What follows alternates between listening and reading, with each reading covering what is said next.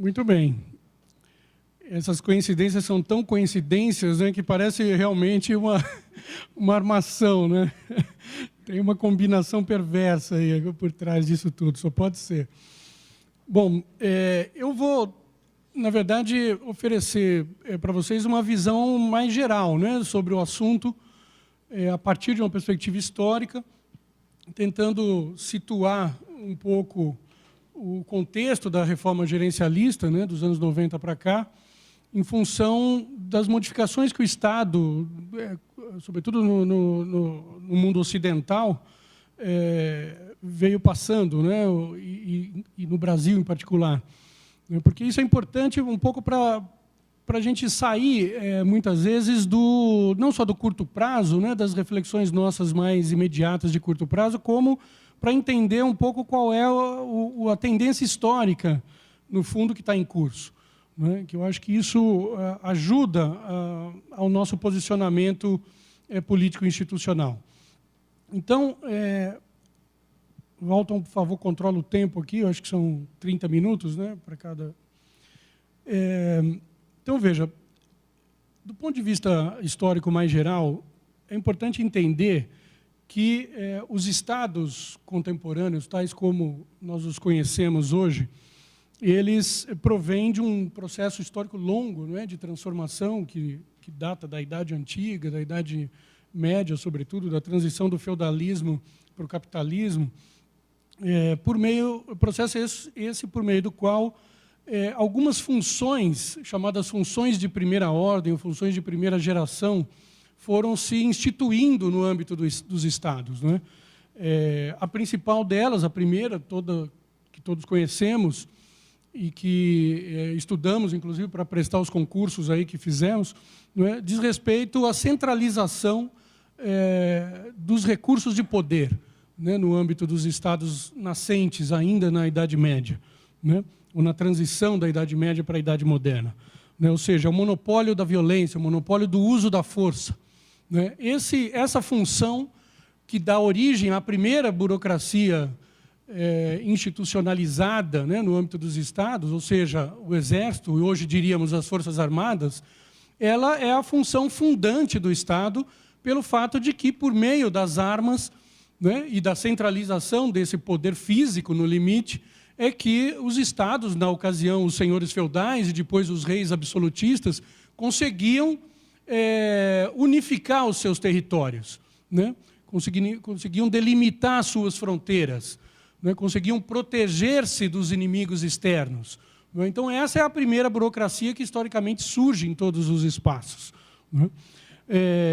Associada a essa, evidentemente, vem uma função que eu chamaria de representação externa, né, e que dá origem a uma outra burocracia muito antiga e muito importante em todos os lugares, que é a da diplomacia. Não é? Quer dizer, num primeiro momento, historicamente, há um movimento violento, não é? Armado, de delimitação de fronteiras, de definição da população residente, de demarcação do espaço territorial, ou seja, de constituição física, territorial do país. Não é isso? Num segundo momento, há um movimento de legitimação política internacional desses estados constituídos. Não é? Então, não é à toa que a diplomacia passa a ser a burocracia também fundante dos estados modernos, tais como nós os conhecemos ainda hoje. Não é? É óbvio que o formato dessas burocracias vai mudando ao longo do tempo, vai mudando, sobretudo, em função de que os estados deixam de ser propriedade de um senhor feudal para ser um espaço de atuação privilegiada de monarquias absolutistas. Não é? Ou seja, atendendo a objetivos e a estratégias particulares, né, de uso do poder, de manutenção do poder.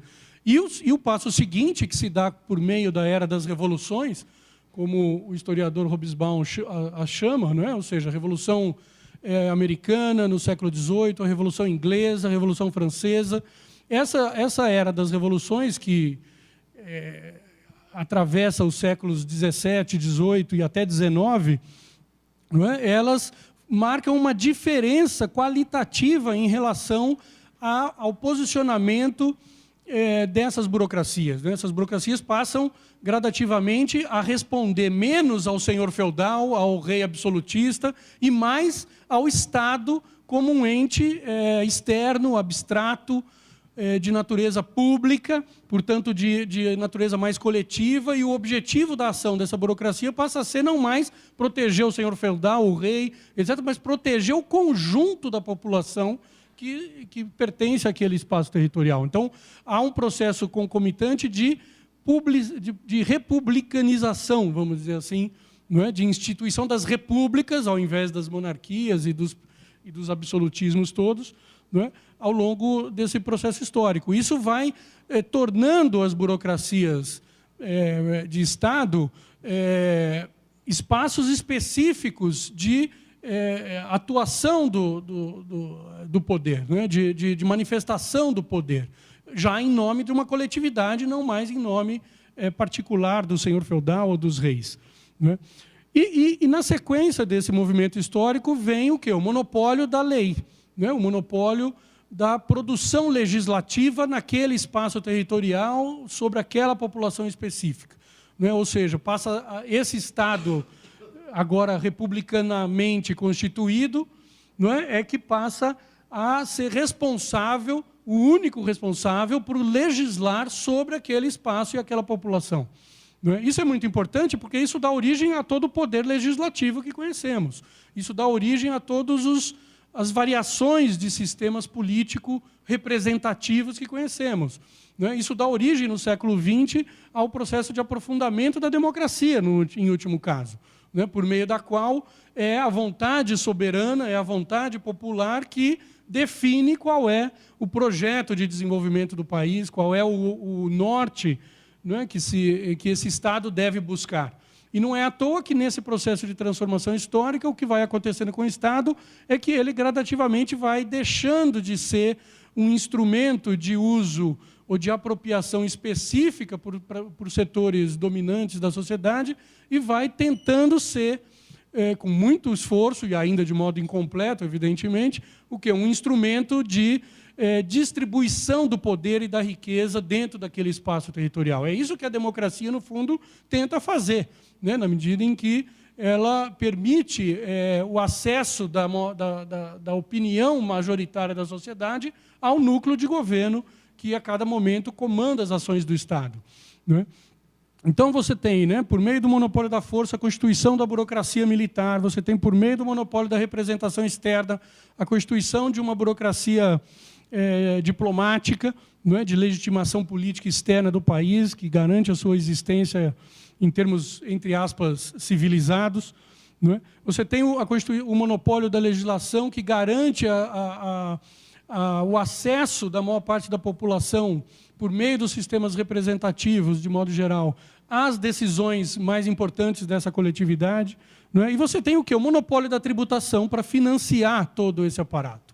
Não é? Então, o monopólio da tributação, que dá origem a toda a burocracia ligada, não é, à arrecadação tributária e à fiscalização, por consequente, dessa arrecadação, ela também é uma função originária dos Estados modernos e contemporâneos. Não é? Ela está no DNA dos Estados como um todo. Não há nenhuma experiência internacional que prescinda, que não veja como importante essa função no âmbito das estruturas, não é, burocráticas atuais.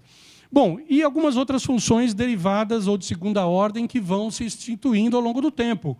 Políticas públicas específicas, né, em que o Estado vai assumindo como responsabilidade própria para serem executadas. Isso é um movimento já do século XX e XXI.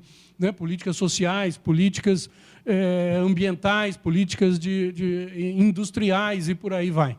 Não é? Mas essas 4 primeiras que eu mencionei, não é? Monopólio do uso da força, da representação externa, da produção legislativa e, sobretudo, o monopólio da tributação, elas são funções fundantes do Estado. Né? E dessas funções originárias fundantes derivam os atributos da configuração burocrática do Estado, da configuração do corpo burocrático que ocupa o Estado e que age em nome dele. Ou seja, num contexto já republicano e democrático, né, do século XX, né, age em nome do coletivo, em nome do conjunto da população, em nome de um projeto geral de desenvolvimento. Né? Que atributos ou que características do corpo burocrático são essas que vão historicamente se instituindo e que tem o Max Weber, né, o projeto weberiano, como uma grande referência? Né? São a estabilidade do cargo ocupado pelo servidor. O servidor público, ele, pela natureza da ocupação que ele desempenha, ele não tem um contrato privado de emprego como tem um empregado no setor privado, cuja produção ou cuja remuneração, em tese, está vinculada à sua produção ou à sua produtividade individual, não é? Porque isso é possível medir no chão de fábrica. Né? No caso do setor público, o objetivo é o objetivo agregado, é o bem público, é o desenvolvimento nacional.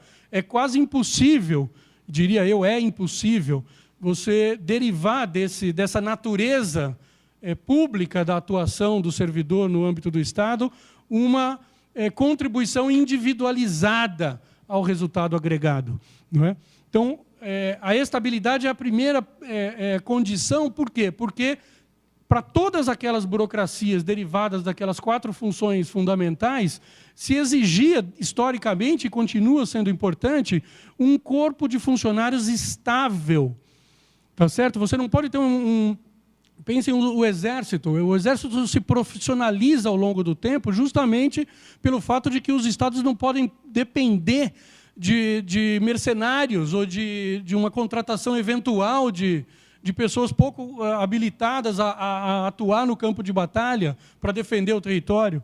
Né? O mesmo vale para as leis, é uma atividade especializada. Tá certo? O mesmo vale para a tributação. Né? Se a função tributação é a função originária do Estado, que garante o financiamento do Estado como um todo, do conjunto de suas atividades, essa atividade ela depende de um corpo funcional estável, ou seja, seguro. Né? A estabilidade tem a ver com a segurança institucional que é necessária para o desempenho da função finalística originária desse Estado. Né? E aí já vou fazendo um certo contraponto com o projeto gerencial, para não perder muito tempo com essa parte mais histórica. Né? O que o gerencialismo, então, propõe? O contrário da estabilidade. Né? A flexibilidade, logo a insegurança. Então, de onde nasce historicamente a estabilidade não é de um capricho da burocracia ou de um capricho do Weber. Tá certo? Isso nasce da natureza específica das funções originárias do Estado, fundantes do Estado, que continuam existindo na nossa realidade. Tá certo? Então, no lugar disso, o que o gerencialismo propõe? Trazendo do setor privado, né, do mundo privado para o setor público, o seu pacote de referências. Ele propõe aí a flexibilidade, ele propõe, no fim, o fim da estabilidade, que é um projeto de lei que está circulando para se demitir. Com qual objetivo? Melhorar a atuação, o desempenho da função institucional do Estado? Claro que não. O objetivo é meramente fiscalista, é ter margem de possibilidade para demissão, tá certo? E, portanto, de redução do custo do trabalho no âmbito do Estado. Então, de onde nasce segurança, o gerencialismo propõe insegurança, ou seja, estabilidade versus flexibilidade. A segunda característica tem a ver com a remuneração.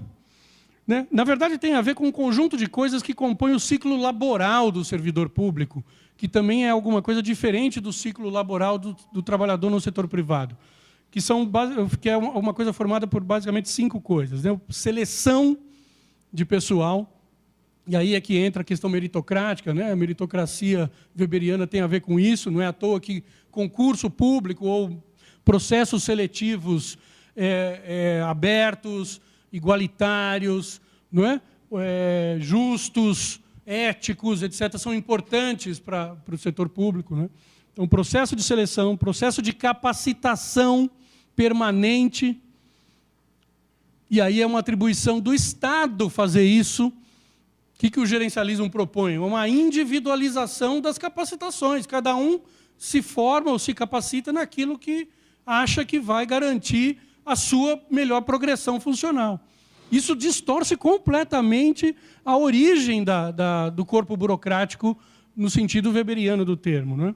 Seleção, capacitação, alocação funcional. A alocação funcional se dá em função não dos interesses individuais do sujeito, não é? Nem do dirigente e muito menos do empregado. Se dá em função da racionalização da função, se dá em função do desempenho institucional agregado da instituição, da organização. Tá certo? É uma coisa diferente de um chão de fábrica em que a alocação se dá no lugar onde a produtividade individual pode ser maximizada. É outro critério, que não é necessariamente o da eficiência, inclusive. Esse aqui é o ponto. Tá certo? É o da eficácia da função, é o da efetividade da entrega, e não necessariamente o da eficiência. Seleção, capacitação, alocação, progressão funcional, evidentemente. Não é? Diria mais, aposentação, que não existe no setor público brasileiro até hoje, aliás. Um processo de preparação para a saída do servidor e a entrada e a sua recomposição. Não é? Ou seja, o ciclo laboral no setor público, ele tem a ver com essas características fundantes do Estado, que engendram um conjunto de características muito específicas da função, de qualquer função no setor público, tá certo? E que precisariam ser tratadas com base a partir de uma política, tá certo? De gestão de pessoal ou de formação de recursos humanos que vai desde a seleção, portanto, do concurso, passando por todas essas etapas, né? Capacitação permanente, alocação, progressão e aposentação.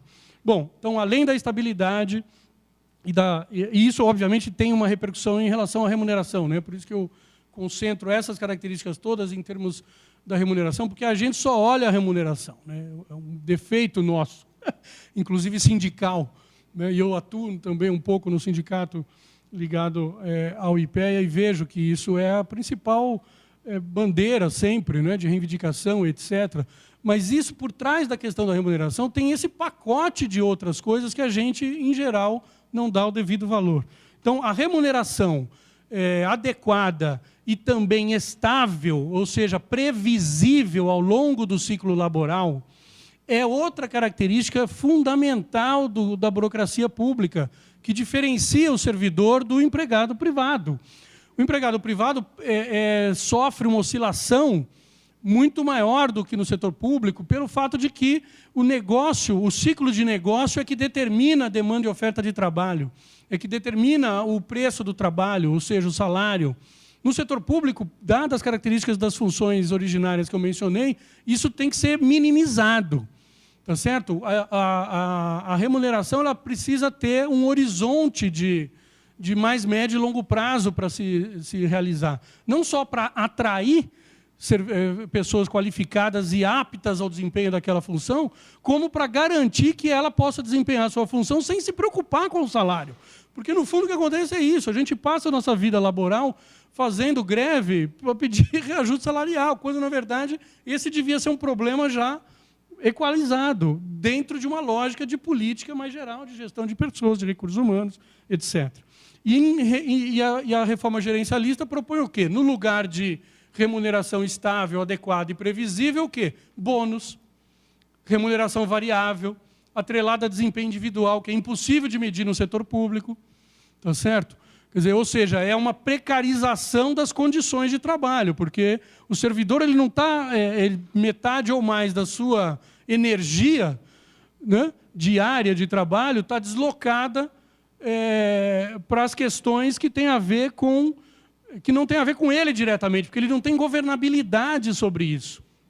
Que, aliás, é outra coisa que diferencia o servidor público do empregado privado. O empregado privado muito qualificado, ele barganha o próprio salário. O servidor público não pode fazer isso e não deve ter liberdade para fazer isso, aliás. Porque isso seria instituir, dentro do setor público, uma competição, uma guerra de posições totalmente negativa para o desempenho da função agregada, para o desempenho institucional. Então, isso são questões que têm que estar tratadas fora do desempenho institucional do servidor, tá certo? Porque tem a ver com a origem dessas funções intrínsecas do Estado. Então, o que o gerencialismo propõe, né? Frente à estabilidade, ou seja, a segurança no desempenho da função, a flexibilidade, a insegurança. Frente à remuneração estável, adequada e previsível, o bônus, ou seja, a imprevisibilidade, né, em relação à remuneração futura. A qualificação, que eu já mencionei, né, que é um outro atributo importante. A qualificação, a capacitação também tem que ser pensada de uma lógica agregada, de uma lógica coletiva, uma lógica pensada em função do desempenho da função, não é? Em função dos qualificativos da função. E, em lugar disso, o que o gerencialismo propõe? O self-made man dentro do serviço público, ou seja, a individualização das iniciativas de capacitação e de progressão, o que é uma loucura do ponto de vista da criação de um corpo burocrático qualificado, preparado, estável, condizente com as especificidades e complexidades das funções todas que são desempenhadas no âmbito do Estado. Por fim, uma última coisa importante, que é uma diferença crucial entre o padrão tradicional fundante dos Estados e da burocracia com o que o gerencialismo nos traz, que é a questão da cooperação no ambiente de trabalho, né? Em todas as burocracias que eu mencionei anteriormente, elas apenas podem exercer bem o seu trabalho se estiverem calcadas numa lógica interna de cooperação, né? É o ambiente cooperativo de trabalho que permite o desempenho agregado institucional satisfatório, não é a competição. E, no lugar da cooperação, o que o gerencialismo nos oferece é a competição individual por posições ou por progressão, né? O que vamos dizer, a pá de cal na própria essência da formação da burocracia no mundo todo. Tá certo? Então, vejam, todos esses atributos do gerencialismo, a flexibilidade, a insegurança, o bônus, né, a remuneração variável, né, a individualização das iniciativas de progressão e capacitação, a competição, são coisas que fizeram e fazem sentido no mundo privado pelo fato de que, no setor privado, sob um regime capitalista, vigora a lei do mais forte, a lei do mais preparado, a lei do self-made man, né? Essa lógica ela é perniciosa para o setor público, porque ela quebra fundamentos originários da Constituição da burocracia e do Estado, responsáveis pelo bom desempenho das funções estatais em todos os casos, né? Esse é que é o ponto de fundo. Bom, e aí, chegando ao Brasil, o que acontece? Uma vez que a gente entenda essas diferenças de paradigmas, de modo geral, dá para dizer que o Brasil é um caso de um hibridismo institucional radical, né, em termos da formação do seu Estado, da sua burocracia. Então, vejam, é possível dizer que, se a gente pegar o período republicano, né, para cá, ou seja, um pouco mais de um século de história de formação do nosso Estado, da nossa burocracia, nós tivemos aproximadamente 5 fases ou 5 ciclos de reformas por meio das quais o Estado no Brasil foi se formando, né? Então, dá para dizer que nos anos... Bom, a primeira Constituição Republicana Brasileira, que é de 1891, ela, por ser a Constituição que tenta fazer, né, marcar a diferença do período monárquico anterior para o período republicano, ela, de cara, já promove uma série de coisas importantes, né? Ela faz uma separação formal igreja-Estado, que não havia antes, né? Institui o Estado laico, né? Ela faz uma separação formal entre os poderes da República, coisa que não havia antes, ou seja, você cria, né, o poder, você reconhece, né, por meio da primeira Constituição republicana, o poder judiciário, legislativo e executivo, com a sua divisão de atribuições, com tudo aquilo que o paradigma dominante do século XX trazia como novidade, né, institucional da construção dos Estados no mundo todo, né, a separação e a autonomia entre poderes, equilíbrio entre poderes, aquela coisa toda. Ou seja, acaba no Brasil o poder moderador, né, que era desempenhado pelo imperador, né, e coloca, enfim, outra forma do Estado se organizar e de funcionar. Né? A partir dos... Então, dá para dizer, inclusive, que essa Constituição republicana, apesar dela ser ainda muito frágil em vários aspectos, ela já é um primeiro momento de mudança qualitativa, né, da forma de organizar o Estado no Brasil. Bom, um segundo ciclo, ou momento importante, se dá nos anos 30, com o Vargas, e o marco de referência importante é a criação do DASP, né, do Departamento de Administração Pública, né, que começa a introduzir critérios, por exemplo, meritocráticos, concurso ou processos de seleção mais impessoais para seleção de quadros, formação de quadros no âmbito do Estado brasileiro, dado que, até então, a característica dominante do Estado brasileiro era ser um Estado patrimonialista, né, 100%. A partir dos anos 30 e da criação e desenvolvimento do DASP, aspectos burocráticos weberianos começam a ser introduzidos, que são esses que eu mencionei anteriormente, né, relativos à estabilidade da função, à questão do ciclo laboral, né, a questão da capacitação, enfim. O terceiro momento importante se dá nos anos 60, por meio do Plano de Ação Econômica de Governo, que é o primeiro grande plano do governo militar, em 64, né, que vai até 67, por meio do qual se introduzem uma série de mudanças de cunho administrativo, por exemplo, o Decreto-Lei 200, não é, que organiza toda a gestão do setor público desde então. Enfim, uma reforma tributária ampla, né, de aumentar a base de arrecadação, a criação do Banco Central, enfim, tem uma série do Conselho Monetário Nacional, uma série de reformas em campos amplos da organização e funcionamento do Estado. É um terceiro momento importante. O quarto é a Constituição de 88. Tá certo? A Constituição de 88 ela pode ser considerada, deve ser considerada um momento importante na Constituição do Estado brasileiro. Tá certo? Porque ali também há um projeto de, entre aspas, transformação ou reforma da forma de organizar o Estado e da forma de funcionar esse Estado. Né? Ou seja, a questão da democracia tenta ser introduzida, né, por meio da participação como um critério e um método de governo, né, criação de conselhos de políticas públicas, previsão de instrumentos de democracia direta, plebiscito, referendo, etc.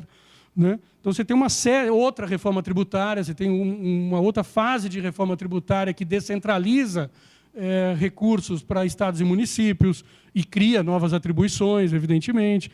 Você reforça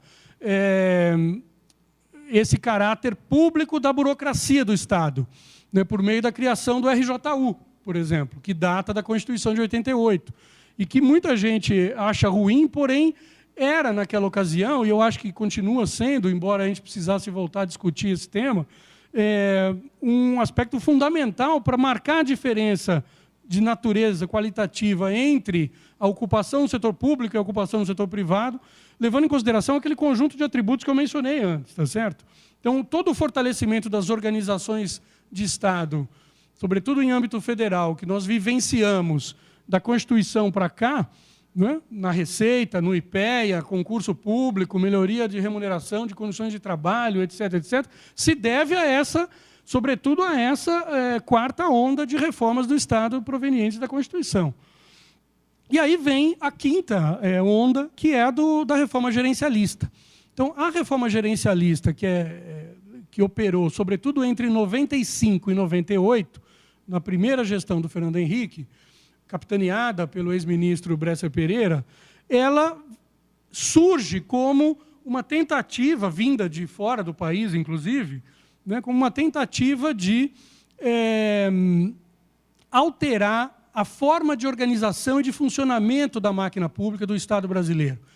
Em que sentido? Introduzindo os princípios, os valores e os métodos do setor privado no trato da coisa pública. que é algo que eu mencionei antes, né? Ou seja, em lugar da estabilidade, a flexibilidade. No lugar da remuneração adequada, estável e previsível, o salário variável atrelado ao desempenho individual. Né? No lugar da capacitação coletiva, corpo burocrático, organizada e previsível, a individualização das soluções. Né? E por aí vai. Então, esse pacote que chega nos anos 90, ele vem por influências, né, da onda neoliberal que estava em curso desde os anos 80 no resto do mundo, e que chega, inclusive, tardiamente no Brasil, nos anos 90, e ele faz um movimento de reforma parcial, porque ele é muito parcialmente implementado, né? Para o bem e para o mal.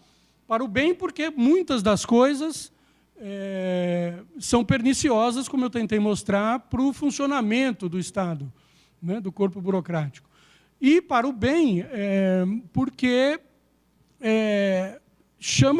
veio nos chamar a atenção para a necessidade ainda, eu acho, pouco clara, de uma reflexão da burocracia brasileira sobre a natureza e o perfil necessário do Estado brasileiro para o tipo de país que nós temos e para o tipo de agenda de desenvolvimento que nós temos que construir, tá certo?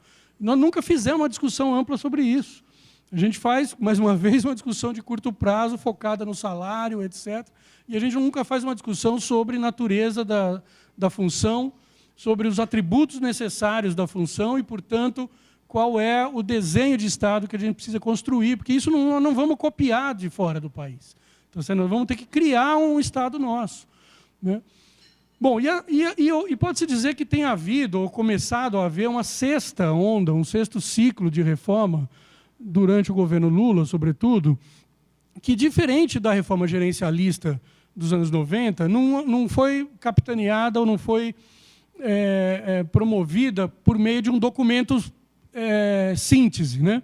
A reforma gerencialista, como ela veio de fora, como um pacote fechado, quase, ela tinha um documento, né? Um diagnóstico e um conjunto de proposições. Era o tal do plano diretor da reforma do Estado. Né? Que se tem um aspecto positivo é esse, né? Tem um documento em torno do qual você consegue fazer uma discussão coletiva. Por outro lado, nos anos 2000, houve uma série de mudanças, tanto na forma de organizar como de fazer funcionar a máquina pública, que algumas delas eram no sentido de contrarrestar as tendências gerencialistas, por exemplo, privatização, né, de empresas estatais, que foram paradas nos anos 2000. Recuperação do concurso público como instrumento de fortalecimento, de recomposição de quadros e de fortalecimento da burocracia federal, né? Que era também algo contrário à reforma gerencialista. Outras coisas foram feitas no sentido de tentar implementar dispositivos da Constituição, né? Como as políticas sociais, por exemplo, né? A vinculação do salário mínimo com as políticas sociais. E teve outra série de coisas de âmbito liberal, gerencial também, né? Como fazer avançar, como o colega mencionou aqui, soluções organizacionais específicas, próprias dentro de cada organização, no sentido de flexibilizar, né, a contratação, flexibilizar a remuneração, não é? Flexibilizar ou individualizar, como eu prefiro dizer, as soluções de formação, de qualificação, etc. Então, é por isso que eu digo que, tudo somado, quando a gente olha esse século e pouco de história republicana no Brasil, em termos do Estado brasileiro, o que a gente tem hoje é um híbrido institucional, né? Nós temos um Estado que a gente não sabe dizer se ele é liberal, se ele é social-democrata, tá certo? Se ele é gerencialista, se ele é comunista. O que ele é, esse nosso Estado? Ele é tudo isso, inclusive patrimonialista ainda. Então, ele tem traços patrimonialistas, liberais, burocrático-weberianos, né? O concurso, por exemplo, é uma coisa que ficou, que se consolidou, né? Sociais, porque tem um aparato vamos dizer, de previsões de participação organizada, institucionalizada da sociedade na formulação, implementação, monitoramento, avaliação de políticas públicas, que estão previstas, né, institucionalmente. Então, é um híbrido. Nós temos características de várias vertentes ou de vários paradigmas. É claro que todos os países têm essa configuração, mas talvez não tanto como o brasileiro, não é? Que chega a ser um caso, eu acho, radical. Então, nós estamos diante de um quadro hoje, em termos do Estado brasileiro, que é de muito difícil apreensão, porque a gente tem todas essas camadas de tendências ou de paradigmas que foram se sobrepondo umas às outras ao longo desse século e tanto, não é? Sem que a gente tenha sequer uma referência consensuada, não é, sobre qual é o Estado que devemos construir para o tipo de desenvolvimento que a gente tem que disputar no país, né, no século XXI. Bom, e aí, para finalizar, eu vou dar qual é o meu desenho de Estado. O meu, evidentemente, é uma brincadeira, né? O meu e da torcida do Corinthians, do Flamengo junto e tudo mais. Porque eu acho que tem não só na literatura sobre o assunto, mas tem setores da sociedade que compartilham, em grande parte, de algumas dessas visões. Então, eu quero começar pelo que com esse rascunho rápido de desenho de Estado, voltando à história, né? Voltando ao começo da minha apresentação. Quer dizer, na medida em que, historicamente, o Estado vai deixando de ser um agente de produção de privilégios ou de produção de poder e de riqueza para grupos específicos, né, da sociedade, do senhor feudal ao rei absolutista, etc., e vai se tornando um Estado mais laico e um Estado mais republicano, né, por meio de uma democracia mais pujante, né, ele vai desenhando uma agenda de desenvolvimento, né, um desafio de construção do país que é muito amplo, que é muito complexo em qualquer lugar do mundo e não é diferente no Brasil. No Brasil, aliás, eu diria que é até mais complexo do que em outros lugares, né? Então, é o seguinte, quer dizer, a gente tem que começar pela visão de futuro, pela visão de desenvolvimento que a gente tem mais ou menos consensuada, né, pela frente. Quer dizer, o que a gente quer ser como país no século XXI? A gente quer ser uma ditadura? A gente quer ser um país que cresce e destrói o meio ambiente? A gente quer ser um país que cresce e não distribui a renda? Que preserva as desigualdades absurdas que temos? A gente quer ser um país que supera os Estados Unidos em número de encarceramentos?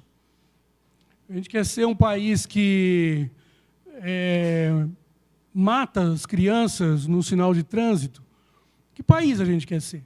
Quer dizer, se a gente quer ser um país que, por meio da democracia, portanto, por meio do respeito aos direitos civis e políticos, se constrói uma democracia social, se constrói um desenvolvimento equilibrado, né, distributivo, inclusivo, né, que possa pretender ser sustentável, não só ambientalmente, mas humanamente, né, se esse é um desenho que nos parece familiar quando a gente fala disso, que Estado a gente precisa ter para atingir esse objetivo geral? Bom, eu acho que é um Estado que, antes de mais nada, precisa radicalizar o seu componente republicano, né? O que quer dizer isso? Quer dizer que a gente precisa de medidas, quer dizer, uma reforma do Estado no Brasil hoje precisa ser capaz de abrir os processos decisórios ao conjunto da população. Simples assim. Quer dizer, os processos de decisão que são relevantes para mudar o rumo do país não podem ser tomados sob quatro paredes. Não podem ser tomados fora do escrutínio público. Então, não é só a eleição que importa. Não é só melhorar, não é só a reforma política para melhorar a representação no parlamento que importa. A melhorar a representação no parlamento, mas também melhorar e tornar transparente e mais público os processos de tomada de decisão que o Estado é responsável por fazer. Certo? Não tem como Então, é óbvio que os órgãos de controle são importantes, porque eles vão na linha de, né, republicanizar, de reivindicar accountability, transparência, etc. Mas não pode ser uma intervenção punitivista, não é? Policialesca. Quer dizer, tem que ser um processo dialógico de construção de transparência sobre os processos corriqueiros de tomada de decisão, dentro das organizações, não é? Inclusive. Segunda coisa é que isso só funciona se há mecanismos muito mais densos de controle social público sobre todas as nossas organizações, incluindo o poder judiciário e o poder legislativo. Quer dizer, não dá para ter conselhos e controle e transparência só de um lado do negócio. Quer dizer, só o setor público, e sobretudo o executivo, é que abre a sua folha de salário, não é? Pelo portal da transparência, é que publiciza a composição dos seus conselhos e os seus métodos de decisão, ainda assim, mal e porcamente. Não é? Isso precisa compor o conjunto do Estado. O Estado é composto não só pelo Poder Executivo, tá certo? Isso tem que estar presente no Judiciário, no Legislativo, no Ministério Público e no setor privado, evidentemente. Né? Ou seja, é preciso que o próprio setor privado, sobretudo os setores que são oligopolizados, como o setor da mídia, também se abra a um controle social público. Né? Porque é fundamental que a informação circule de maneira homogênea ou plural para o conjunto da coletividade. A informação é um bem público. Ela não pode ser usada apenas ou tratada apenas como uma mercadoria. Ela é muito diferente de um chinelo havaiano, tá certo? Para ser equiparada a um mercado privado qualquer. Ou seja, é mais república. Né? É a única forma. Né? Uma reforma do Estado que não tente tornar a forma de organizar o Estado brasileiro, de fazê-lo funcionar de modo mais transparente e republicano, não é uma reforma que faça sentido. E segunda coisa é o método de se fazer isso. O método de se fazer isso é a democracia. Né? Por enquanto, não inventaram outro método melhor. Tá certo? E a democracia, ela não é, repito, apenas a democracia representativa. As eleições de 4 em 4 anos.